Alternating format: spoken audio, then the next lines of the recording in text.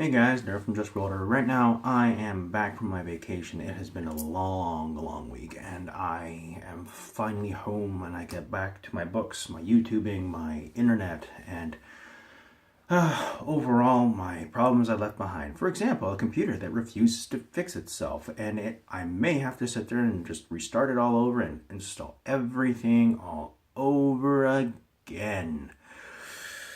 But with that problem set aside, I am talking about information overload.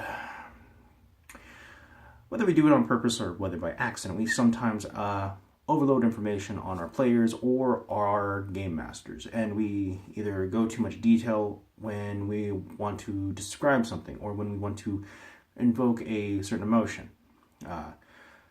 I've been always a person who's enjoyed the fact that if I cannot summarize it into a paragraph and let the people's imagination fill it in, then I don't need to paint anymore.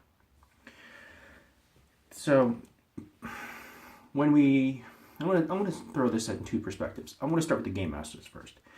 I have had game masters who go in far too much detail about dungeons or characters or stories, and it sometimes feels like you're on their magical venture of what they want. It's like, here we go, let me lead you down the way with all the information. It's the tour guide version of Forgotten Realms. Here is the tour of my dungeon, and detail by detail of how they say the Spanish moss growing on the tree is going at a certain rate, or it's blowing the wind, and it takes about a novel to describe it. That kind of form of info overloading actually just bores people, and they stop listening. They bust out their phone, they start playing around, they kind of like flip through books, and it's just annoying.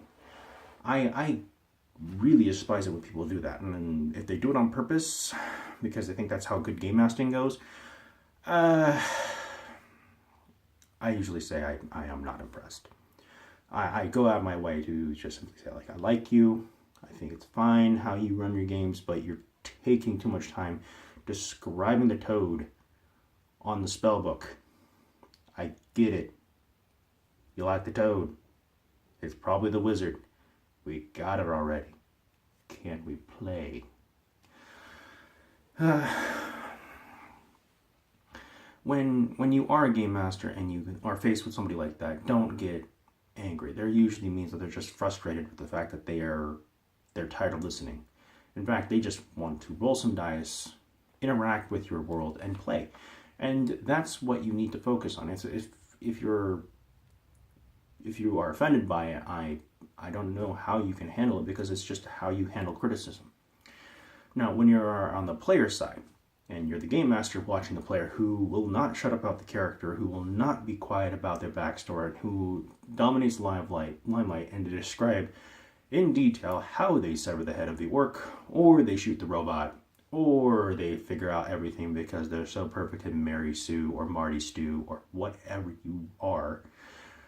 And it gets to the point that you as a game master is like, come on, can we keep the game going? I get it, your guy's spectacular, he's looking suave while doing it.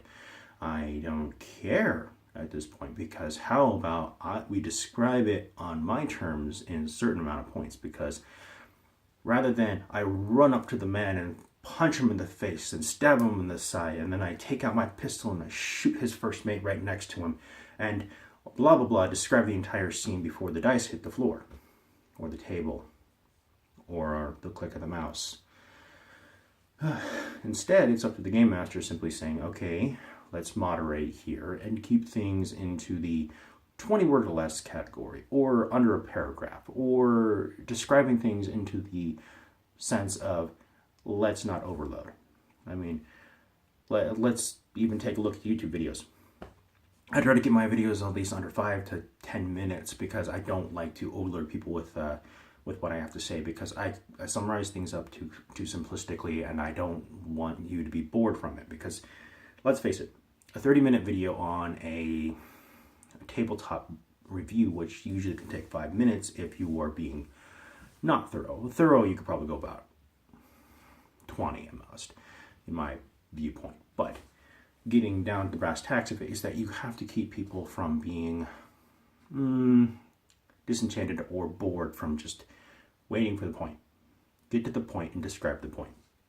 Don't just throw large amount of volume of knowledge or detail to somebody, because then they just don't know how to react to it and they just get disinterested. So that's pretty much all I have to say. Tell me how you will deal with this kind of stuff yourself, because telling them or simply keeping things down simplistic is sometimes the best way you can do it.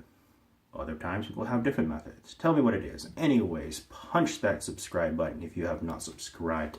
Roll 1d4 points of clicking damage on the like button if you be so inclined, and make sure you don't roll to miss the next episode. Anyways, I am Daryl. Thanks for watching. I'll see you guys later.